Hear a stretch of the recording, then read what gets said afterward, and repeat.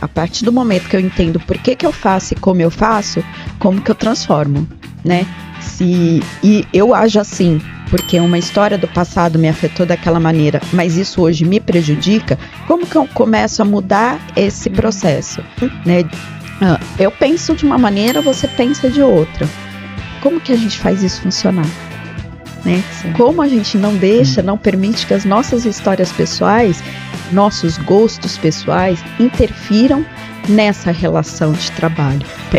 Quando a gente está falando, por exemplo, uma mãe, né, que tem filho pequeno e precisa ter tempo para o filho, além de empreender e tal. Ai, não posso parar porque eu tenho filho, isso, aquilo outro. Aí eu sempre faço uma pergunta para ela assim: se você cair doente, quem cuida do seu filho? E isso é um choque para a mãe. É verdade. E eu costumo dizer que a gente aprender a dizer não é ir contra essa cultura, mas é entender que a história do amar ao próximo como a ti mesmo, coloca o ti mesmo antes do próximo. É entender que se você não tiver saúde, você não consegue ajudar o próximo. Se você não levantar da cama porque você está com burnout e você tem um apagão, você não consegue fazer pelo próximo, né?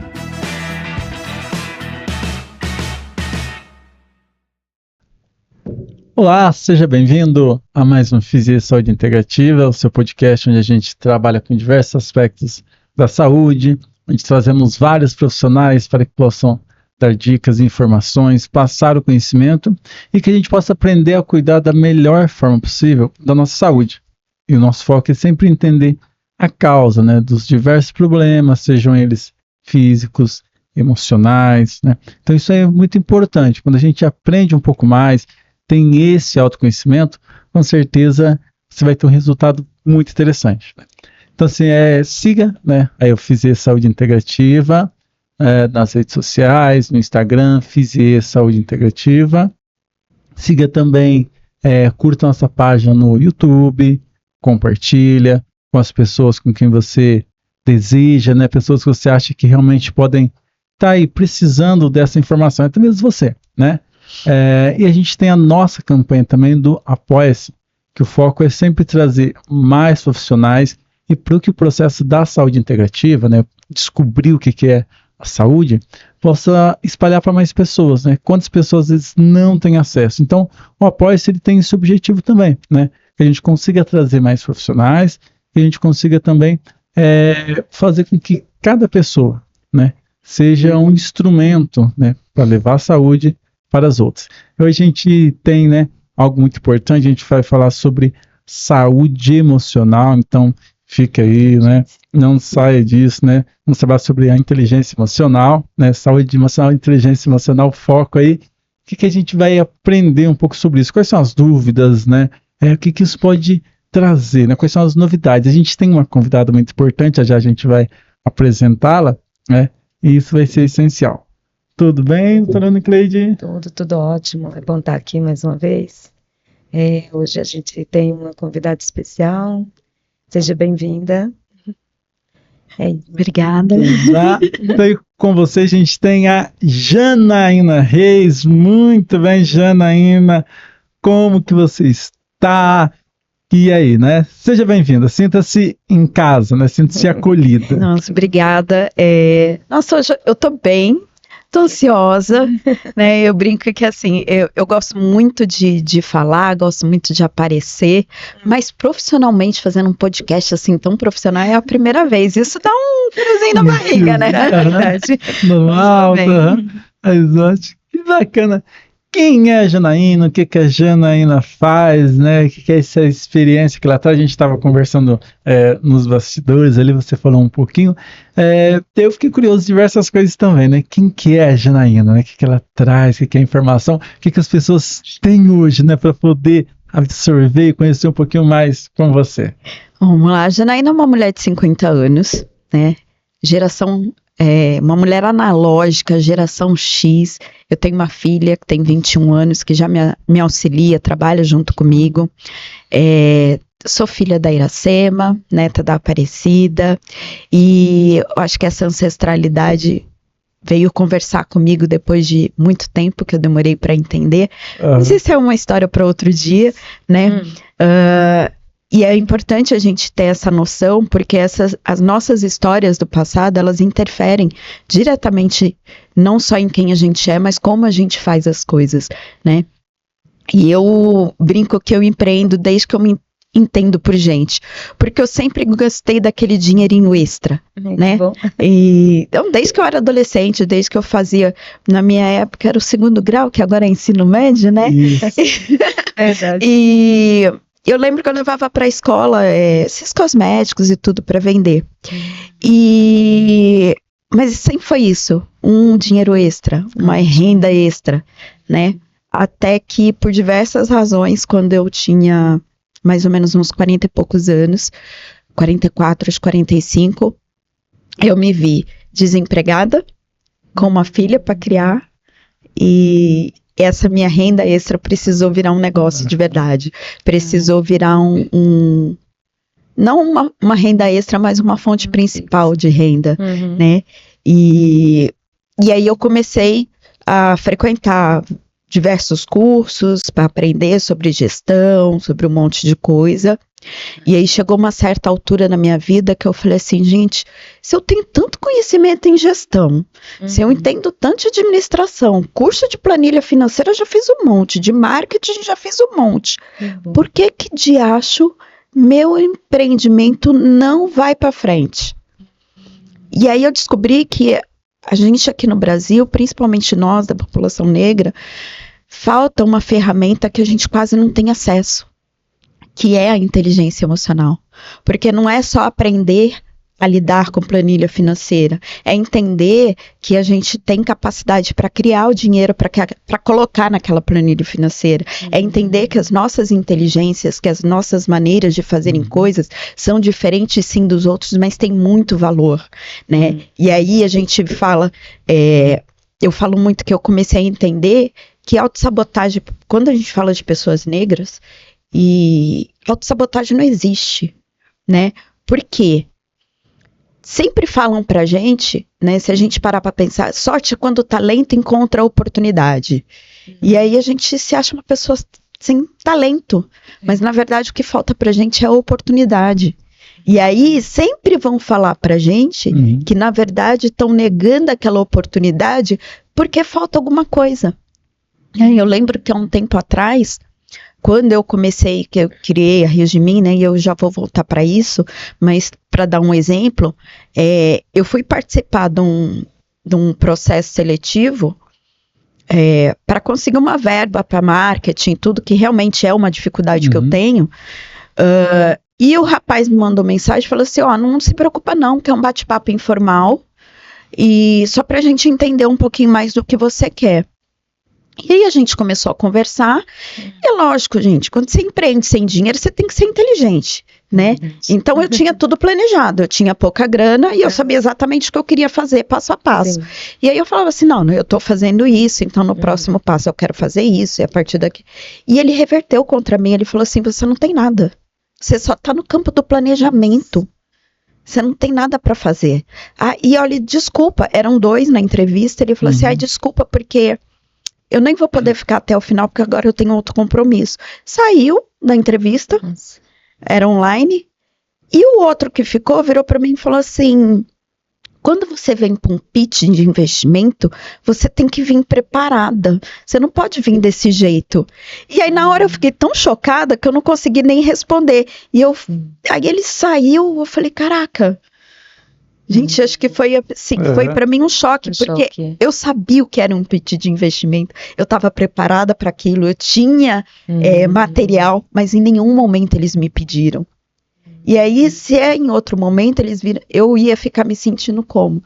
Cara, eu sou a pior pessoa do mundo, não tenho estrutura, eu não sirvo para isso. E aí eu parei para respirar fundo, eu falei assim, mano, não quero mais saber desses caras na minha vida. Eles não me merecem. E aí foi a partir disso que eu comecei a transformar a inteligência emocional como um trabalho. Até então não era o que eu fazia, mas eu percebi que essa era uma dor muito comum para pessoas negras. E aí eu transformei totalmente aquilo que a Rios de Mim era que a gente trabalhava com as terapias em si, com meditação, e eu falei, não, eu quero falar de inteligência emocional para pessoas pretas, né? E hoje é isso que eu faço. Sim. Um grande exemplo. Que bacana, que legal. Então, assim, primeiro de uma história de vida, né? Primeiro de um exemplo de algo, né? De um fator Negativo, ali, né? Que aquilo que até foi negativo, você conseguiu ter um processo de transformação, né? E isso é muito legal, né? E trabalhar com a inteligência emocional, né? E aí você estava até comentando, né? Quando a gente fala de inteligência emocional, o que isso quer dizer, né? Qualquer pessoa pode ativar a inteligência emocional, né? Como que tem esse impacto? Tá ligado, sei lá, relações familiares, relações, né, de trabalho, mais ou menos como que você observa isso na sua caminhada, né? A inteligência emocional, ela tem, dependendo de qual autor você segue, ela pode ter 4 ou 5 pilares. Eu englobo em 4. Então, o primeiro pilar é autoconhecimento, saber quem eu sou, conhecer a minha história, saber de onde eu vim, né? Saber como que essa minha história impacta naquilo que eu faço, como eu faço, como eu penso e por que eu penso daquela forma. Isso, resumidamente, é autoconhecimento. E a autorregulação são os 2 primeiros pilares. A autorregulação a partir do momento que eu entendo por que eu faço e como eu faço, como que eu transformo, né?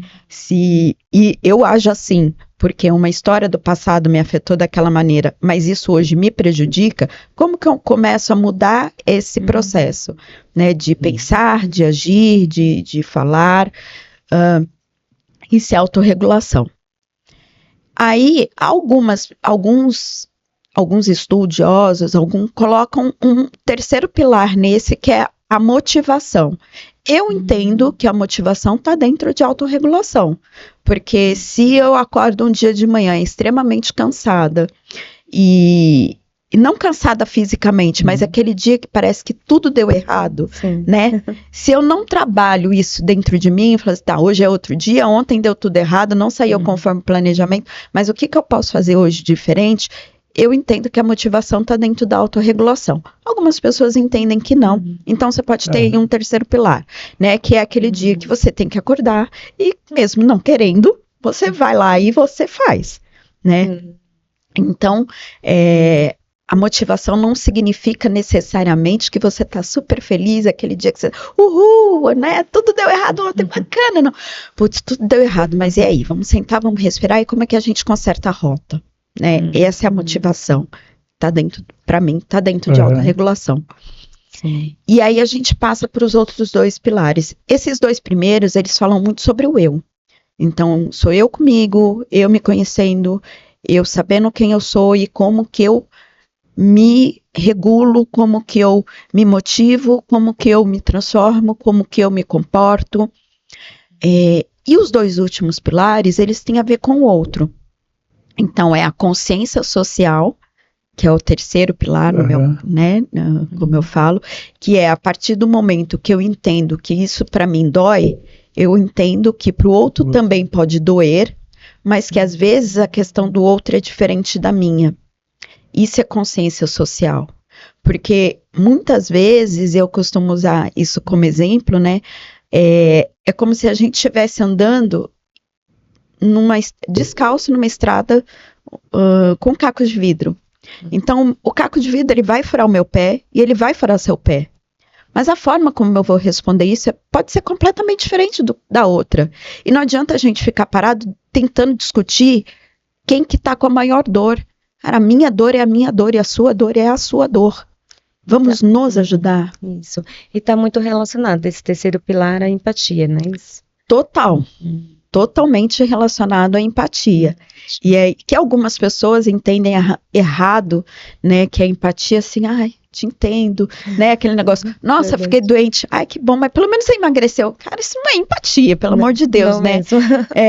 Ai, perdi minha mãe, nossa, pelo menos você tem seu pai. Gente, isso não é empatia, né? Você perdeu a sua mãe, a minha tá viva, olha, não sei qual é, não consigo entender qual é essa dor. Eu posso dizer de quando eu perdi a minha avó, que talvez a dor seja a mesma, né? Sim, mas a minha relação com a minha avó talvez seja diferente da sua relação com a sua mãe.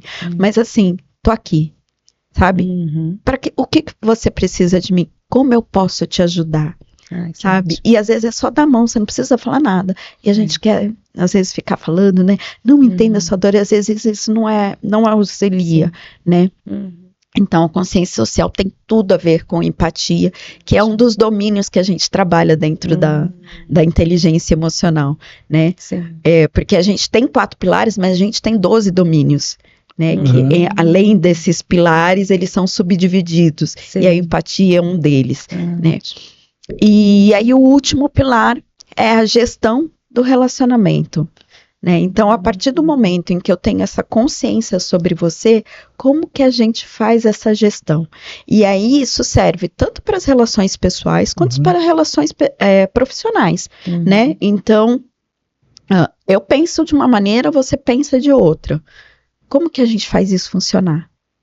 Né? Sim. Como a gente não permite que as nossas histórias pessoais, nossos gostos pessoais interfiram nessa relação de trabalho, porque ela tem que funcionar para mim e para você.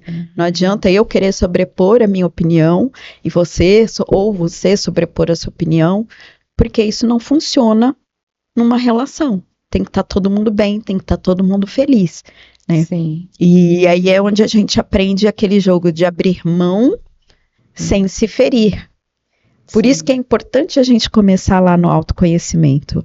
Porque se eu entendo até onde eu consigo caminhar e falar, não, a partir daqui interfere demais nos meus valores, me machuca demais, eu consigo deixar para o outro ou dar para o outro exatamente a dimensão até onde ele pode vir. Entende? Que bacana. E aí, por isso que essa construção de caminhos dentro da inteligência emocional. E isso está acessível para todo mundo, né?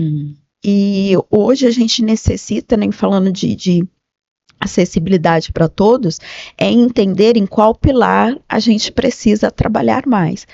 Autoconhecimento, ele sempre é um caminho sem volta, né? Você precisa estar sempre evoluindo, sempre ter uma coisa a mais para você descobrir. Mas tem muitas pessoas que têm um autoconhecimento super evoluído e aí é aquele tipo, eu posso, você pode. Se eu vou, você vai, né? E por quê? Falta consciência social de entender que as histórias são diferentes, né? Verdade. Porque muitas vezes a gente começa... Todo mundo, entre aspas, está lá numa oportunidade de correr, só que uma pessoa tem uma condição, está lá na frente da corrida, e o outro vai sair de lá de trás. Não adianta gritar pro cara e falar assim, você consegue me alcançar. Mano, se você não der uma parada, não respirar e não estender a mão, o cara lá atrás não vai te alcançar. Entende? E aí tem aquelas pessoas que é o contrário, né? Tem uma hiperconsciência social. É aquelas pessoas que se doam demais, que fazem demais para o outro, mas tem pouco autoconhecimento, né? E aí fica naquele negócio, não, tá tudo bem. Não, ele precisa. Então ela tá sempre se ferindo, sempre se machucando, mas ela tá sempre abrindo mão dela mesma, porque o outro precisa demais. E essas pessoas invariavelmente caem muito doentes, são aquelas que... Nossa, do nada teve um infarto, a pessoa tão de boa, do nada caiu doente. Não é do nada. Ela não foi prestando atenção nela. Porque quando você fala, eu estava imaginando, quando você fala da questão da inteligência emocional, você falou que tem questão de grupos, né? Sim. E aí você fala que a gente vai trabalhar de acordo com a vivência, com aquilo que acontece no nosso dia a dia, a gente vai conseguir dar uma nova interpretação, vai conseguir superar um desafio, alguma coisa que aconteceu, quando você falou no seu caso da entrevista, se fosse em outro momento, talvez eu ia achar que eu não estava preparado mesmo e tal, que eu ia começar a fazer outra coisa. Aí daí quando você traz para as pessoas, né, você, durante a sua caminhada, você conseguiu perceber que tem, né, em relação a grupos, né, tem grupos que tem não sei se a inteligência emocional está relacionada diretamente com autoestima, tem esse aspecto, né, tem um grupo que tem mais, outro que tem menos, mais voltado para homem ou para mulher, em geral, tem alguma definição? Como que você observa isso? Bom, de uma maneira geral, e é claro que sempre existem as exceções e as particularidades, mas de uma maneira geral, as mulheres negras, elas estão no grupo de que tem muita consciência social, né? Tanto que é muito servir, é muito fazer pela comunidade. Homens negros também, mas eles já têm um pouco mais de autoconfiança, de autoconhecimento, né? Mulheres não negras, mulheres brancas, na verdade, elas estão mais ou menos no meio do caminho, né? Que elas têm consciência social também, tanto que elas querem fazer muito umas pelas outras, e estão no processo de autoconhecimento, de se entender como mulher, né? Porque a mulher, de uma maneira geral, ela tem muita consciência sobre o outro e pouca consciência sobre si, né? Essa coisa do maternar, do ser mãe, né? Do cuidar é muito feminino isso. Mas as mulheres brancas, elas têm um pouco mais de autoconsciência, né? Então elas conseguem se conhecer um pouco melhor, entender melhor as próprias capacidades, as próprias habilidades. E quando a gente fala do homem branco, a gente está falando de um grupo que tem muita autoconsciência, né? Ele tem muita autoestima. Eu lembro uma vez que eu estava participando de um desses programas de aceleração, né, que foi aonde eu aprendi sobre pitch de investimento, e aí a moça que estava dando aula pra gente sobre vendas, ela falou que ela é muito boa naquilo que ela faz, e ela estava dando aula e tal, e o cara entrou falando, não, porque a minha empresa porque já está vendendo, porque isso, e assim, o cara, sabe, todo confiante. E ela falou para ele, tá, mas quanto que a sua empresa vendeu até agora? Ele, R$173 e não sei quantos centavos. E aí, quando ela conta isso, eu falei, caraca, o cara falou, minha empresa está vendendo, vendeu R$100. E às vezes, quando a gente fala de uma mulher negra, ela tá vendendo muito, às vezes ela faz R$1.000, R$2.000 por mês e fala assim, mano, minha empresa não dá, não pago minhas contas, isso não é primeiro que essa consciência, né, daquilo, definição de sucesso, minha empresa só faz sucesso se eu estou faturando milhões, se eu estou faturando, né, na casa dos 10, 20, 30 mil, né, e a diferença entre as necessidades de empreender. Quando a gente está falando desse grupo social, que geralmente é um homem branco, cis, classe média, que tem essa autoconfiança, geralmente o empreender dele é por oportunidade. É um cara que não precisa empreender para pôr comida na mesa. E quando a gente está falando de uma mulher negra, né, a gente está falando de uma mulher que vai empreender porque não consegue trabalho e precisa pôr comida na mesa. Né? E aí R$1.000 não paga as contas mesmo. Né? E ela tem essa noção de que a minha empresa não é um sucesso, eu sou um fracasso, porque no fim ela não paga as contas, entende? Que tá ligado aquela questão do patamar ali que ela tem, né? No patamar de vida, que tem constado a questão de pagar as contas, né? E aí ela começa, e às vezes até falo com as pessoas também, né? Que a gente sempre associa um negócio, né? Aquilo, quer dizer, você sempre relaciona, né? E quando tá no começo do negócio, sempre o CNPJ e o CPF são quase que a mesma coisa, né? Você não consegue dividir muito, até mesmo que algumas coisas elas são até mesmo ligadas. E quando você tem essa consciência, né? De que, e aí quando a gente volta talvez na questão lá da autoconfiança, e aí a pessoa, né, mesmo ela sabendo das dificuldades, né, o valor que eu estou ganhando não vai ser o suficiente para pagar as contas, entretanto, eu sei, talvez que eu vou trabalhar mais, e que se você consegue, talvez, ter um caminho ali, entre aspas, uma luz no final do túnel, né?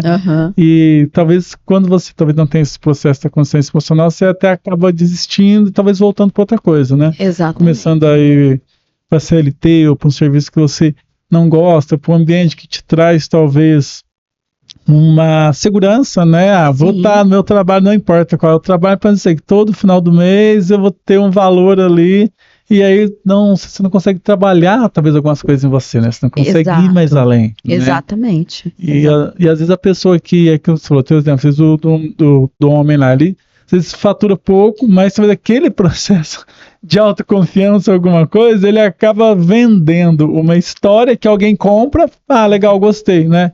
E vai dentro disso, né? E aí que às vezes a gente tem inúmeros casos, e aquilo que você falou, acho que no início, né? Eu trabalho, eu sei tudo, eu tenho um conhecimento enorme em marketing, gestão, né? Mas parece que falta alguma coisa ali, por que eu não vou para frente, né? Por que eu vou só até aqui, né? E toda vez eu não consigo transpor aquele aquele muro, né? Sim. E aí, talvez, quando você tem essa consciência, né, tem esse processo desse autoconhecimento, você consegue dar um passo além, né? É isso, o caminho é... Não, o caminho é exatamente isso, né? Durante esse tempo todo eu tenho lidado com muitas pessoas empreendedoras, né? Uhum. E aí, quando a gente fala de mulheres negras, é muito recorrente isso. Elas não veem o negócio dela como negócio. É sempre a renda extra. Igual eu era lá no começo, né? É sempre a renda extra. O sonho dela é voltar para o CLT. Fala assim, não, eu tô nisso aqui enquanto eu não arrumo trabalho. E ela não entende que ela pode profissionalizar o negócio dela. E aí, quando eu falo de profissionalizar, não é abrir um CNPJ, né? A profissionalização, ela vem antes. Ela pode profissionalizar o negócio dela para aquilo efetivamente virar a renda principal. E às vezes, quando eu falo assim, não entende, eu quero deixar um parênteses grande que eu sei que muitas vezes existem outras dificuldades. Por exemplo, se você está falando de uma pessoa que vende comida congelada, é muito complicado se você faz isso dentro de casa, com fogão simples, né? E que às vezes para você servir, sei lá, marmitex, meio-dia, você tem que acordar às 3 horas da manhã para fazer comida, né? E se você tá falando de uma pessoa que tem uma super estrutura, tem uma equipe, né, que vai para lá às 5 horas da manhã, né, tem 10 pessoas, é claro que a gente entende que existem essas diferenças, mas quando eu falo de profissionalizar, não consigo fazer tudo sozinha. Eu consigo fazer uma parceria? Eu consigo alugar uma cozinha? Será que o que eu faço hoje me rende essa comida, né? Hoje eu consigo preparar, sei lá, 10 marmitas. Se eu alugar um outro espaço, que seja sei lá, por hora, enfim, não entendo muito de cozinha. Talvez nem tenha sido o meu melhor exemplo, mas se eu conseguir alugar, em vez de 10, eu vou conseguir fazer 50. E eu sei que 50 eu consigo vender, então isso me cobra esse espaço, esse custo, né? Vou trazer um exemplo para cá, né? Hoje eu tava, até comentei com a minha filha, eu falei assim, gente, cheguei aqui, falei, caraca, tem um espaço de podcast que eu poderia usar e eu não tô fazendo as minhas coisas porque eu não tenho estrutura para fazer.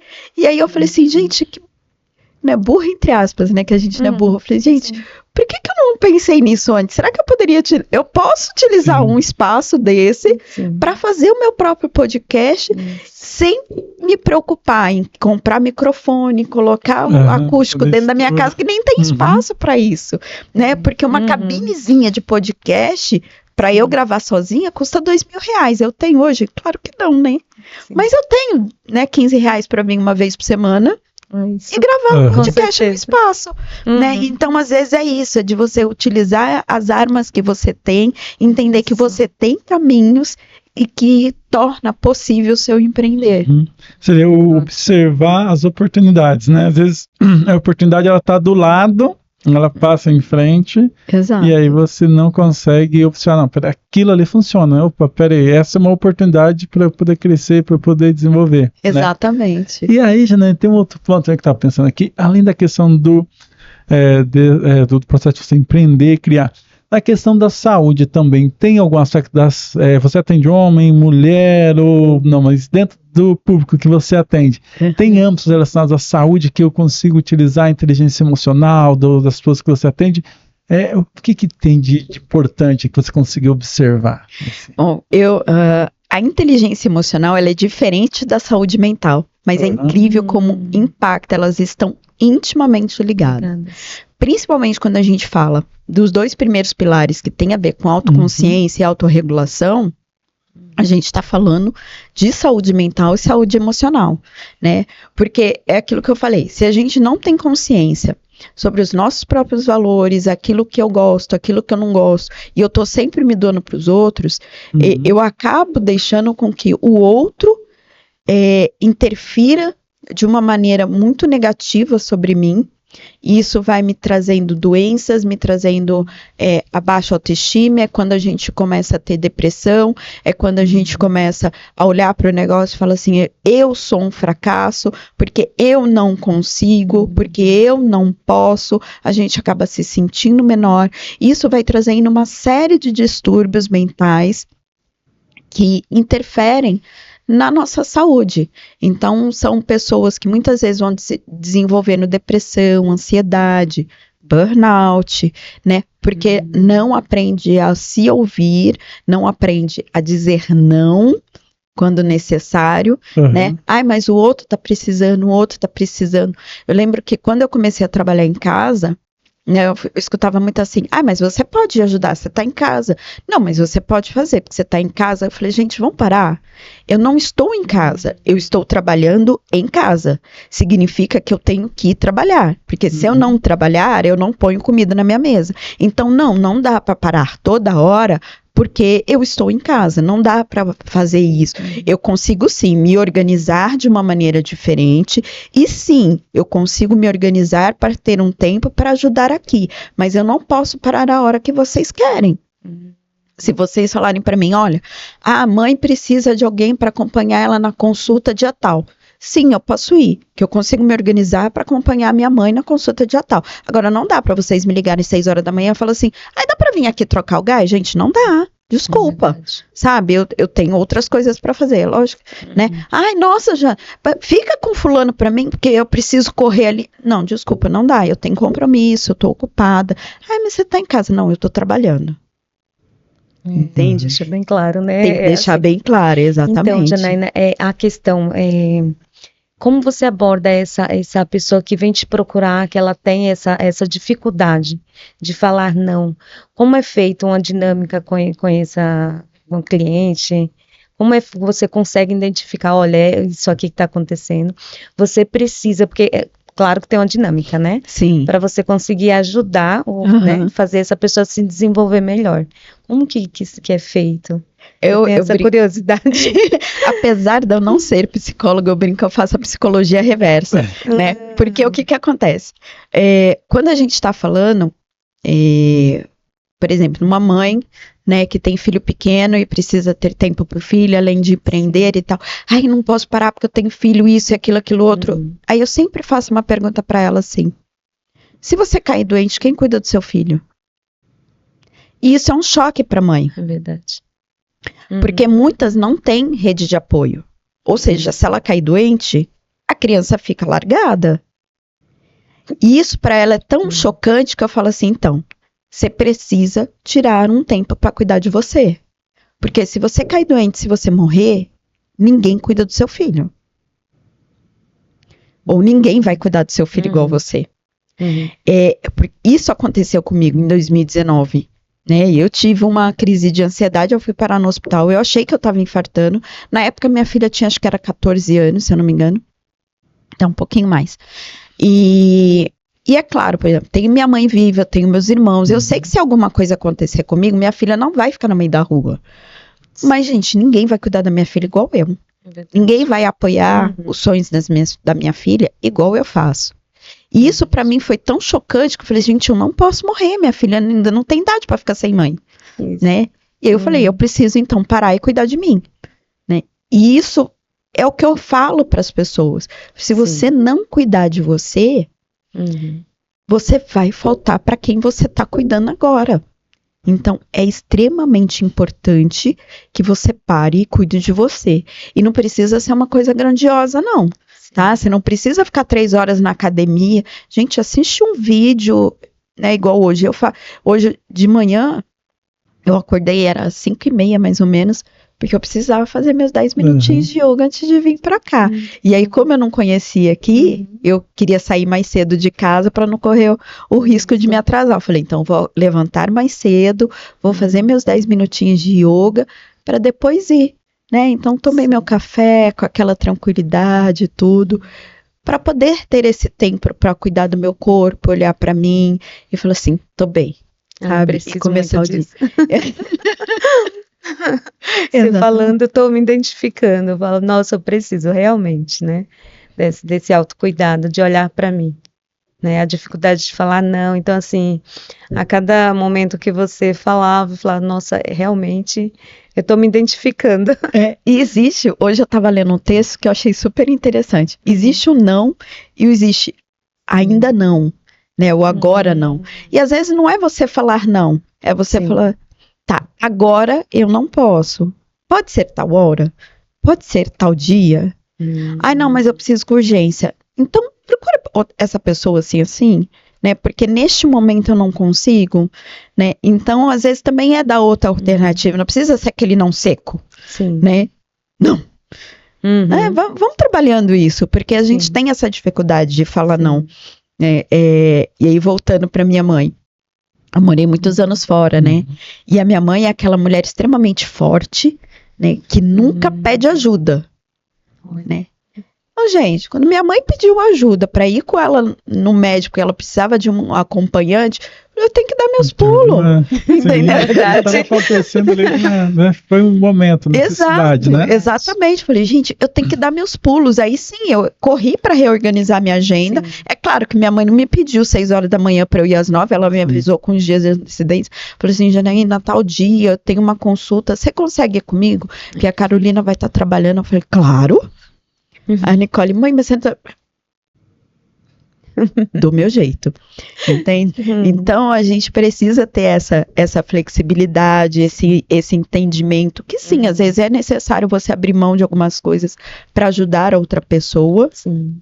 porque existe, né, momentos e momentos, Sim. né? E às vezes você precisa dizer um não para poder continuar cuidando de você e tendo saúde, né? Eu tenho um exemplo desse dizer não, né? Uma cliente minha que eu atendi, ela é líder, né, do Banco Itaú, e ela tem uma equipe enorme, né? E aí ela falou que porque ela tem uma hierarquia, claro, né? Ela falou, Cleide, eu precisei fazer terapia para saber falar não para aquele funcionário, porque existe funcionários que acabam confundindo esse relacionamento que você tem. Então, eu fiz terapia para conseguir falar não. Aí eu falei, gente, eu tô me espelhando porque também eu tenho muita dificuldade em falar não. Se você me pede uma ajuda aqui, eu me isento do que eu ia fazer para mim mesma e acabo ajudando. Então, assim, quando você falou de ansiedade, tudo, então, assim, eu me identifiquei porque eu tive também uma situação assim, recentemente, né? Ainda estou tendo, mas, assim, controlada, graças a Deus.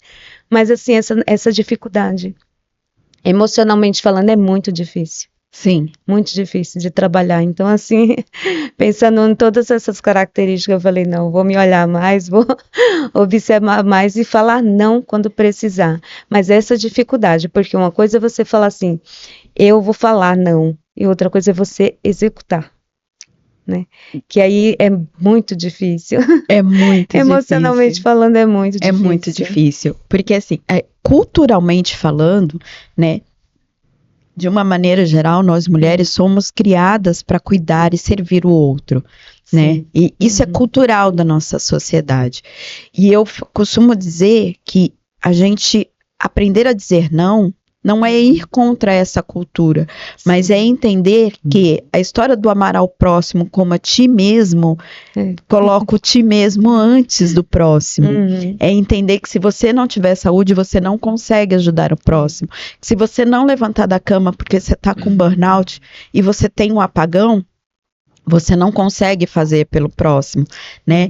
Então, você atende pessoas. Se você cair doente, for internada, for para o hospital, o seu trabalho para. Verdade. Então, o seu trabalho de ajudar o outro, ele para. A sua missão na Terra, ela deixa de acontecer. Por quê? Porque você não se olhou, porque você não olhou a necessidade do seu corpo, né? E isso, racionalmente, a gente entende. Isso. Mas é igual você falou, emocionalmente, é complicado. Muito. E aí eu falo, dá um passo de cada vez, sabe? Hoje você vai falar não, aí você vai se sentir extremamente culpada, vai falar 10 sim, mas aí você fala outro não, fala mais um não, fala mais 5 sims, que você não deveria ter dito, mas a gente vai trabalhando. Tudo é trabalhar, tudo é passo a passo. Sim. Por isso que eu falo que o autoconhecimento, ele é uma ferramenta que quando você começa a desenvolver, não tem volta. Você está sempre se descobrindo. Eu trabalho a parte de autoconhecimento há uns 8 anos, mais ou menos, né? Em mim, foi assim que eu comecei. E até hoje eu faço isso, né? De vez em quando eu fico, nossa, mas por que eu tô agindo dessa maneira? Aí eu lembro que tem a ver com a minha história de vida, tem a ver com alguma coisa que eu ouvi quando era criança. Falei assim, tá, mas isso tá certo? Isso tá me prejudicando? Se tá me prejudicando, eu tenho que parar, né? Se tá tudo bem, a gente continua, né? E aí a gente vai trabalhando essas questões pouco a pouco. E no caso, Janaína, essas questões, né? Eu sinto assim que impacta muito em relação a pai, mãe. Como que era esse relacionamento de você com seus pais, com sua mãe? Porque o meu pai, no meu caso, hoje tô praticamente falando sobre eu. Meu pai era muito assim de ajuda. Muita ajuda. Então, assim, sabe quando você se espelha nos seus pais? Sim. E de fazer pelo próximo, e ele se anular. Então, isso aconteceu muito comigo, né? Então, assim, a gente sempre procura ser o exemplo, né? O pai é o exemplo pra gente. Sim. Então, você vai seguindo essa dinâmica aí. Né? Então, assim, meu pai tinha muito essa entreajuda, mas, assim, ele sempre ajudar o próximo e esquecer dele. Então, assim, eu trouxe essa carga na minha vida, entendeu? E, assim, nunca procurei ajuda para lidar com essas situações, né? E eu sinto que uma hora a conta chega, né? Que chegou para mim, no caso da ansiedade generalizada e foi bem difícil, né? Eu achei que eu estava infartando também. O coração fica assim. São todos os sintomas do infarto, né? Isso. E eu lembro que o médico falou pra mim assim: você não tá infartando ainda. E esse ainda dele. Já acendeu um alerta. Nossa, foi todos os pisca-alertas, assim, sabe? Aquela bandeira vermelha gigante. Que a geração nova não fala bandeira vermelha, né? Fala red flag. É a mesma coisa, né? Mas é o tal do red flag. Para mim isso foi muito gritante, foi muito impactante. E a primeira pessoa que eu pensei foi exatamente na minha filha. Eu falei, caraca, e agora? O que eu faço? Né? E assim, eu tava tão... que eu comecei a passar mal de madrugada, eu vou voltar já pro seu, né? Tá. Pro seu exemplo, mas assim, eu comecei a passar mal de madrugada, eu passei metade da noite acordada, achando que tava tendo infarto, fiquei quieta, só eu e a minha filha em casa, levei minha filha pra escola, e aí eu fui pro hospital sozinha. Olha.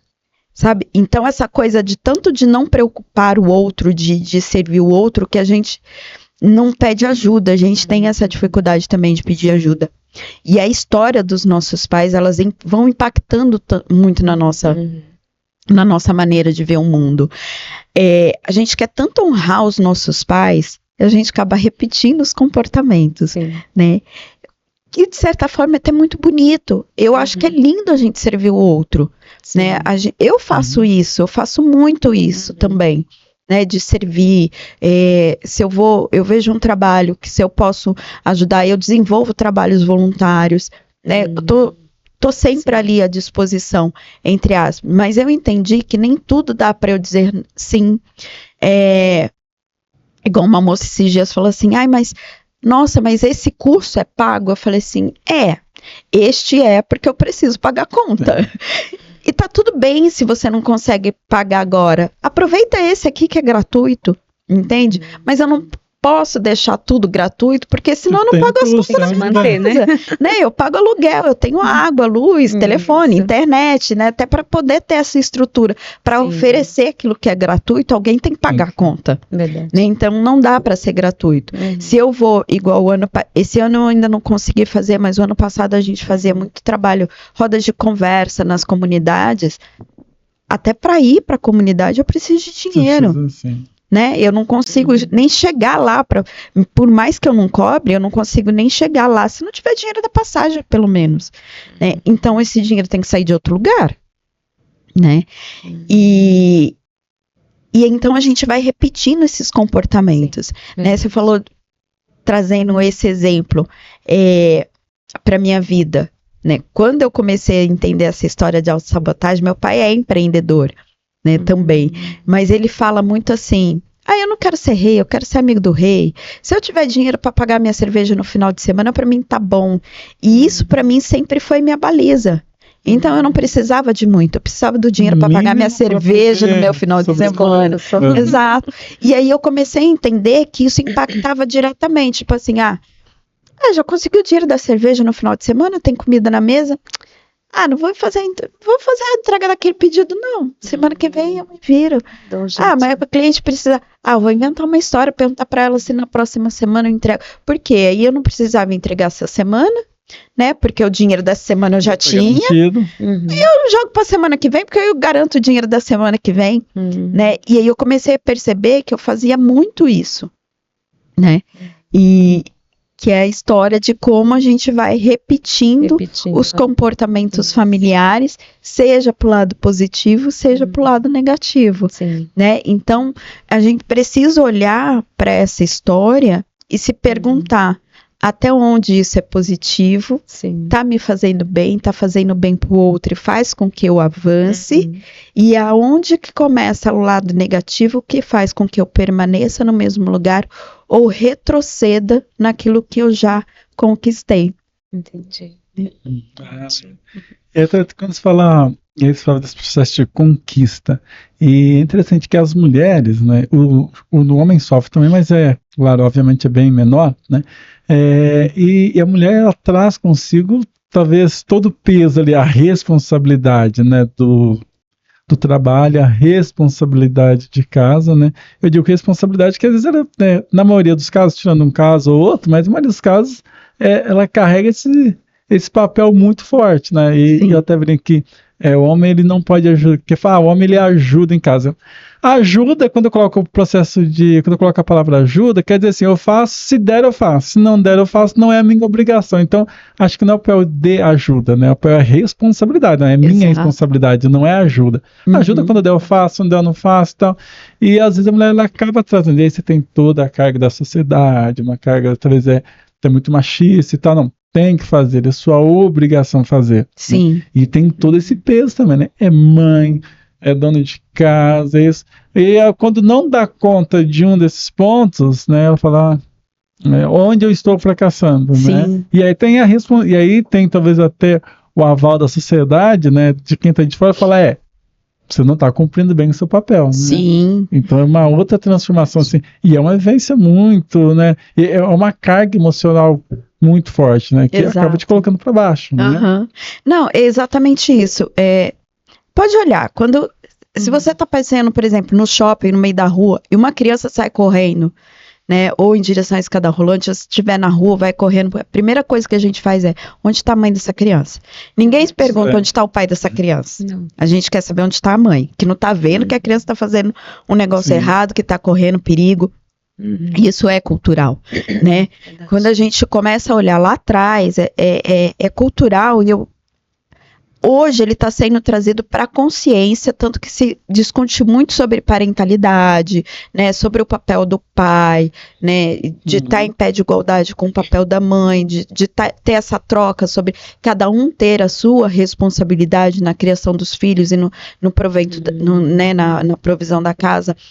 Mas quando a gente olha para o passado, esse inconsciente, né, de por que a gente sempre pergunta onde está a mãe dessa criança, ou quando uma mulher vai para uma entrevista de emprego e perguntam se você tem filho, sempre pergunta se seu filho fica doente, quem cuida dele, só perguntam para a mulher e não perguntam isso para o homem, porque é papel da mulher, né, cuidar da criança. Isso começou lá atrás. Né, lá no período do pós-guerra, né, porque quando os homens foram para a guerra, as mulheres, muitas precisaram sair para trabalhar, só que seus maridos voltaram da guerra, e elas não precisavam mais, mas elas entenderam qual era o gostinho de ter o próprio dinheiro, né, e aí o que aconteceu? Muitos homens falaram assim, você quer sair para trabalhar? Bacana, mas você precisa fazer o serviço de casa. E ela bateu no peito e falou assim, deixa comigo. E a gente vem repetindo essa história até hoje, né? Deixa comigo. Não preciso de homem. Não, eu consigo os dois. Não preciso de homem pra isso. Não preciso, né? Não sei o quê. E aí a gente vem carregando. Só que a conta chega uma hora. Isso vem trazendo uma exaustão física e mental muito grande. Então, precisa se rever esses tipos de conversa e de papéis, né? Porque quando lá atrás, quando isso começou, a mulher ficava dentro de casa. E aqui eu não estou dizendo se está certo ou se está errado, tá? Estou só trazendo um contexto histórico, para não ter polêmica, né? Então, lá atrás, quando a mulher ficava dentro de casa, cuidando dos filhos, cuidando da casa, o homem era o provento da casa. Então, o homem trazia comida, o homem não faltava nada para esse núcleo familiar dele, né? Quando os papéis de fora de casa, do sustento, começou a ser dividido, é necessário entender que o de dentro de casa também precisa ser dividido, né? Porque se hoje o provento está na mão dos dois, o cuidado com a casa também tem que estar. Né? Senão a gente volta para aquela história de a mulher fica dentro de casa cuidando do marido, da casa, dos filhos, e o homem vai trabalhar, né? E aí é necessário pesar isso na balança. Eu sei que hoje existe esse movimento, né, esse movimento das mulheres, né, das trends das wives, né, das mulheres dentro de casa que cuidam do marido, dos filhos, e tem gente que fala assim, gente, é um absurdo, mas nós mulheres lutamos tanto para que a gente pudesse ter direito de escolhas, que tá tudo bem se ela quer, né, ficar dentro de casa, cuidando do marido, dos filhos e o cara trabalhando, né, de repente, eu talvez quisesse também, né, que aí eu não precisava me preocupar com um monte de coisa, mas é isso, é entender que isso faz bem para ela, e eu não sei ficar sem meu dinheiro, né, eu brinco, quem dera, mas eu não sei ficar sem meu dinheiro, então isso para mim não é vida, não quero acordar às 5 horas da manhã, ou 4 horas da manhã para fazer o pão, pro meu marido levantar às 6, ter o pão fresquinho que eu acabei de fazer, ai desculpa, nem tem tempo pra isso. Eu também não. Desculpa. E agora é assim, voltando para a mulher negra, né? Assim, pensando na empatia. Eu estava imaginando essa mulher negra tendo que lidar com questões sociais no trabalho, casa, o marido, toda uma situação, um ciclo ali. E ainda mais ter essa questão de preconceito social, tanto no trabalho como, né, em outras áreas da vida dela. Eu estava imaginando o quanto é difícil para essa mulher negra estar, né, vivendo toda essa situação e saber lidar com tudo. Se eu tenho a dificuldade em si por ser uma mulher branca, eu estava imaginando, né, na empatia de uma mulher negra, né, pensando nessa situação. Né, eu acredito que seja bem mais difícil lidar com tudo isso. Né? Muito. Existe um estudo que diz que apenas 1% das grandes companhias no mundo são mulheres. E desse 1%, pode-se contar nos dedos quantas são negras, né? E isso é reflexo direto desse processo de escravização que o mundo passou, né? Em alguns países está sendo tratado já de uma outra forma, já tem uma certa evolução, mas isso é recorrente em todo lugar, né? E aí a gente volta para aquela questão do autoconhecimento, né? Hoje, aliás, você me fez uma pergunta que eu acho que eu não respondi em relação a homens e mulheres, né? Por exemplo, hoje no clube, lá na Rio de Mim, a grande maioria das pessoas são mulheres. Elas procuram mais, elas entendem que elas precisam se olhar mais, se cuidar mais, né? Apesar de ser aberto para homens e mulheres, a gente tem mais mulheres, né? Porque elas estão entendendo que elas precisam desse olhar para si mesmo. Mas quando a gente tem as rodas de conversa, é perceptível o quanto esse ambiente ele é agressivo para a mulher negra. Então, muitas empresas hoje, existe aquela questão do ESG, né, que tem, muitas empresas têm esses programas e elas estão trazendo a diversidade, né, trazendo outras pessoas para dentro dos seus, né, das suas empresas, as grandes companhias estão implantando esses programas de diversidade, mas elas não estão preparando o ambiente para receber essa diversidade. Então ela pega, por exemplo, uma mulher negra que tem um black super bonito e pede para ela alisar, porque diz que o black não combina com o dress code da empresa, né? Ou um homem negro que aí precisa raspar o cabelo porque é mais bonito, né? Imagina, esse cabelo black não combina, passa um certo ar de sujeira, né? Ai, então, para a mulher é muito isso, né?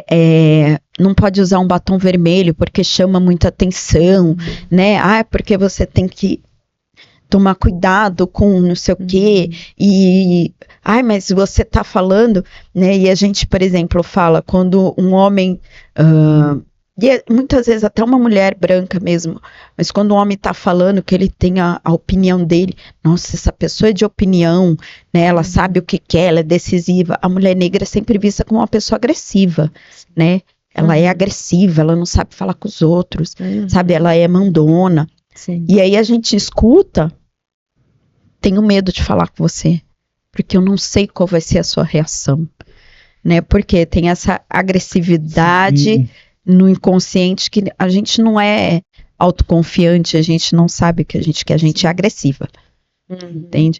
E isso é muito difícil, é muito duro, porque muitas vezes, eu fui fazer um curso de comunicação não violenta porque eu era agressiva no jeito de falar. E aí eu descobri, não sou agressiva, eu só tenho a minha opinião e eu quero ser ouvida, né? Vamos chegar a um acordo, a minha opinião é essa. Porque às vezes tá na configuração que você, assim, tem que ser o seguinte, né? Não, a mulher negra, a mulher tem que ser, ela tem que falar de forma calma, ouvir e dar a sua opinião somente quando é pedido, e quando você sai do padrão e começa a normalizar, a se colocar no mesmo patamar, não digo nem que se colocar um patamar assim, mas no mesmo patamar, opa, essa não é a reação que eu quero, então já começa a colocar diversas outras coisas. Exato. Fala muito, né, não, porque você tem que ficar sempre, às vezes, né, na própria questão de submissão, né? Exatamente. Então saiu da caixinha ali, opa, volta para a caixinha de novo, né? Exatamente. Inclusive a Thaís Araújo tem uma fala extremamente cirúrgica em relação a isso, né? Um ator perguntou para ela assim, por que todo negro quando ascende socialmente um pouco, tem um pouco de dinheiro, se torna arrogante? E aí ela vira para ele e fala assim, ele é arrogante mesmo? Ou ele saiu desse lugar de subserviência pelo qual você está acostumado? Ótimo. Né? E eu acho, e é essa questão que a gente precisa, essa pergunta que a gente precisa se fazer todos os dias, né? Será que eu sou arrogante mesmo ou eu só saí do lugar de subserviência que você está me colocando? Porque quando a gente fala da mulher negra, a gente começa a assumir esses, ele tá falando que eu sou arrogante, eu devo ser mesmo. Nossa, eu não sei falar baixo. Nossa, eu não sei baixar a cabeça, né? Então eu sou teimosa porque eu não abaixo a minha cabeça. E isso tem, né, quando a gente fala de saúde, isso tem um impacto tão nocivo na nossa saúde mental, porque a gente se acha a última das criaturas, a gente é o sinônimo do fracasso. Entende? Porque a gente não é ouvida, a gente não sabe se colocar no nosso lugar, a gente é agressiva, a gente é arrogante, né? E na verdade não é nada disso. A gente só se aprendeu a se colocar em pé de igualdade com o outro, mas o outro ainda não aceita. Não aceita. E aí tem uma fala, e me perdoem quem souber de quem que é, porque eu não vou lembrar, que eu sou meio ruim de nome, que ele fala muito sobre isso, que hoje, não é que o número de casos de racismo aumentaram porque os negros eles estão ascendendo à sociedade. Porque enquanto nós estávamos somente nos lugares de subserviência, frequentando comunidades e lugares onde os brancos não frequentavam, estava tudo bem. Mas hoje a gente consegue frequentar os mesmos lugares que eles. E isso causa incômodo. E é por isso que o número de casos de racismo aumentaram. O racismo, ele não aumentou. Mas os casos sim, porque agora é necessário nos atingir para que a gente não esteja no mesmo local que ele. Com certeza. Entendeu? E aí tem um ponto interessante, né, que a gente está chegando no final, mas gostaria de saber que você falou sobre a questão da gravidez, né? E como que funciona? Eu fiquei até curioso, falei, não, a gente não pode terminar sem tocar nesse assunto, né? Como que está relacionada à questão, né, emocional também, que você traz? Então, algumas pessoas, existem vários estudos que dizem que nós somos ligadas às nossas 7 gerações passadas espiritualmente. Ou seja, quando a minha bisavó, né, teve a minha avó, eu já estava na barriga da minha mãe. É muito bonito isso. E isso, o que significa? Que toda a carga emocional que a minha bisavó, minha tataravó passou, de alguma forma recende em mim. E às vezes é necessário a gente fazer esse entendimento da história. E aí quando eu tô falando da minha bisavó, da minha tataravó, eu tô falando de uma geração que foi escravizada. Olha a carga emocional que isso tem hoje em mim. Né? Então todos aqueles traumas, todos o baixar a cabeça, todo aquele sofrimento, ele tá sendo aqui dentro. E é importante eu fazer essa leitura, esse mapeamento, para entender que, na verdade, eu preciso me reconectar com a minha ancestralidade lá da África. Aquele povo livre, lindo, que cantava, que batucava, que era livre e que tinha e tem um conhecimento enorme, que a história apagou, mas que ela existe, tá lá, é cultural. Entendeu? Bacana. Bom, cheguei no finalzinho. Tem alguma pergunta? Não, só isso mesmo. Porque a gente vai fazer novos podcasts. A gente vai sendo convidado para participar de mais. E como que a gente encontra? Quais são os seus contatos? Quero lá participar do grupo. Como que faz? Fica à vontade. Como que eu posso te encontrar? Ou a sua empresa, né? Sim. Bom, a maneira mais fácil de encontrar a gente é pelo nosso Instagram, que é Rios de Mim, né? E aí lá na biozinho tem todos os links, tem o link para o meu WhatsApp, tem o link para o clube de conteúdo, que hoje a gente pede autorização para entrar, porque estava tendo alguns probleminhas, né? Então a gente conversa um pouquinho antes com a pessoa, mas tem lá, faça acesso, tem direto para o meu WhatsApp também, pode me mandar mensagem. A gente também tem o LinkedIn, né? Rios de Mim, e tem o nosso site, riosdemim.com.br. Que é em grupo, é individual, processo, como que... São todos coletivos. Todos coletivos, são, né? O individual. E é online? Coletivo. É online, Qualquer sempre acontece online. Do mundo inteiro pode... Exatamente, pode acessar. Hoje a gente tem gente até da Austrália. Ai, que ótimo. Que bacana, internacional, né? Exato. Que bacana. Então, Janaína, a gente fica muito agradecido pela sua presença, por vir partilhar. Acho que de grande valia, muito importante quando você traz o papel da mulher negra, de trabalhar, né, com a inteligência emocional. Quando você traz a sua própria história de vida, acho que isso é muito importante, que você sempre fala. Quando a gente começa a trazer, né, algumas histórias, sobretudo a nossa própria história, né, ela é muito importante, porque as pessoas começam a se identificar, né, e a gente fica muito agradecido, estar convidada a voltar novamente, né, para expor mais o seu conhecimento, a sua vivência e passar essa informação, né? A gente agradece muito a sua presença. Eu que agradeço a oportunidade. Pode contar comigo, eu amo essas coisas. Que bom. Você que nos acompanhou, que ficou aí até o final do nosso podcast, né? Nossa Fisia Saúde Integrativa. Compartilhe, gostou? Então compartilhe com mais pessoas, né? Passe aí para o seu pai, para sua mãe, para o seu amigo, para que elas tenham esse acesso ao Fisia. A gente agradece aí a sua presença e até o nosso próximo podcast. Um abraço. Tchau, tchau, gente. Obrigado, meninos.